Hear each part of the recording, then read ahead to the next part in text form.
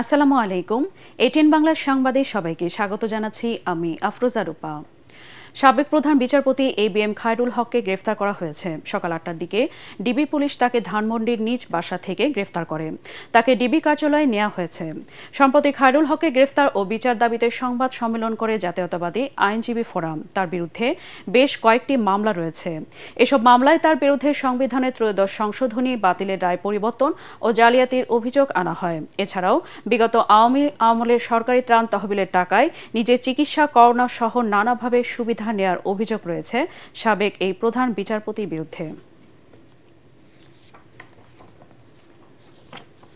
চট্টগ্রাম থেকে ঢাকার উদ্দেশ্যে রওনা দেওয়া বিমান বাংলাদেশের একটি ফ্লাইটে যান্ত্রিক ত্রুটি দেখা দেওয়ায় ফ্লাইটটি ফের চট্টগ্রামে ফিরে গেছে। সকাল ৮টা ৫৮ ফ্লাইটটি চট্টগ্রামের শাহ আমানত আন্তর্জাতিক বিমানবন্দরে নিরাপদে অবতরণ করে। সকাল ৭:৩০টায় সংযুক্ত আরব আমিরাতের দুবাই থেকে চট্টগ্রামে পৌঁছে বিমান বাংলাদেশের ফ্লাইট BG148 ২৮৭ জন যাত্রী নিয়ে বিমানটি ৮টা ৩৭ ঢাকার উদ্দেশ্যে রওনা দেয়। তবে উড্ডয়নের পর বিমানটিতে যান্ত্রিক ত্রুটি দেখা দেয়। এ কারণে বিমানটি গতিপথ পরিবর্তন করে ফের চট্টগ্রামে ফিরে আসে। বিমানটি বিমানবন্দরের বে নম্বর ৮-এ অবস্থান করছে। ফ্লাইটের যাত্রীরা নিরাপদে রয়েছেন।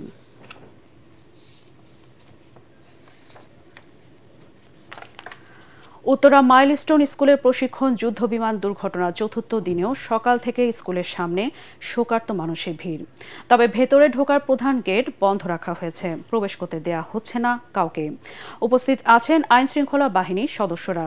এদিকে স্বজন হারানোর বেদনায় কাতর শিক্ষক ও সহপাঠীরা। সোমবারের দুর্ঘটনায় ক্ষত এখনো বয়ে বেড়াচ্ছেন তারা। শোকে স্তব্ধ সারা দেশের মানুষও। এছাড়া Uttara Diabari milestone school and college ক্যাম্পাসে ২৭ জুলাই থেকে সীমিত পরিসরে ক্লাস শুরু হবে বলে জানিয়েছে স্কুল কর্তৃপক্ষ।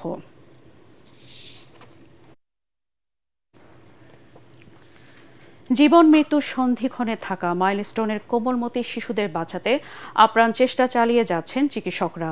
জাতীয় বার্ন অ্যান্ড প্লাস্টিক সার্জারি ইনস্টিটিউটে ভর্তি ৪৪ জনের মধ্যে ৮ জনের অবস্থা আশঙ্কাজনক বলে জানিয়েছেন প্রতিষ্ঠানটির পরিচালক ডাক্তার নাসির উদ্দিন। এদিকে মাইলস্টোন স্কুলে বিমান দুর্ঘটনায় দগ্ধদের চিকিৎসা সেবা দিতে ঢাকা এসেছে ভারতের ৩ সদস্যের বিশেষ মেডিকেল টিম। বুধবার সন্ধ্যায় প্রতিনিধি দলটি ঢাকায় পৌঁছায়। এছাড়া বিমান বিধ্বস্তের ঘটনায় এ পর্যন্ত মৃতের সংখ্যা ৩২ জন বলে জানিয়েছে ISPR। তবে স্বাস্থ্য মন্ত্রণালয় বলছে মৃতের সংখ্যা ২৯ জন, আর বিভিন্ন হাসপাতালে ৬৯ জন চিকিৎসাধীন রয়েছেন।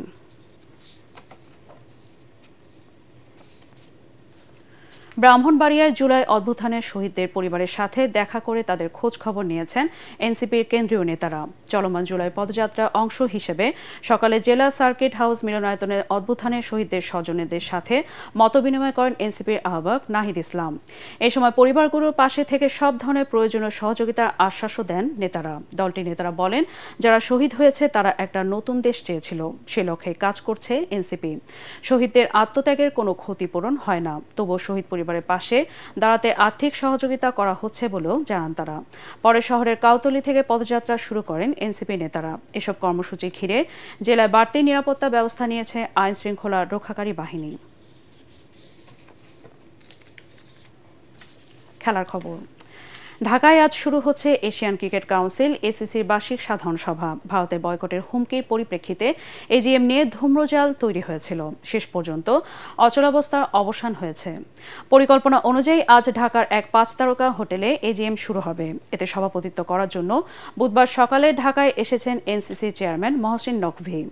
বিসিবি সভাপতি আমিনুল ইসলাম বুলবুল জানিয়েছেন, ভারতীয় বোর্ডের এক প্রতিনিধি ভার্চুয়ালি AGM-এ যোগ দেবেন। এর আগে ঢাকায় AGM-এর বিরোধিতা করে বয়কটের হুমকি দিয়েছিল ভারতীয় ক্রিকেট বোর্ড। তাদের সঙ্গে যোগ দিয়েছিল ICCর অন্য ২ পূর্ণ সদস্য শ্রীলঙ্কা ও আফগানিস্তান।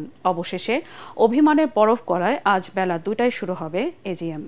এদিকে যুব ও ক্রীড়া উপদেষ্টা আসিফ মাহমুদ সজীব ভুঁইয়ার সঙ্গে সৌজন্য সাক্ষাৎ করেছেন ACCর চেয়ারম্যান মহসিন নকভী। পরবর্তী সংবাদ দেখার আমন্ত্রণ জানিয়ে এখনকার মতো শেষ করছি।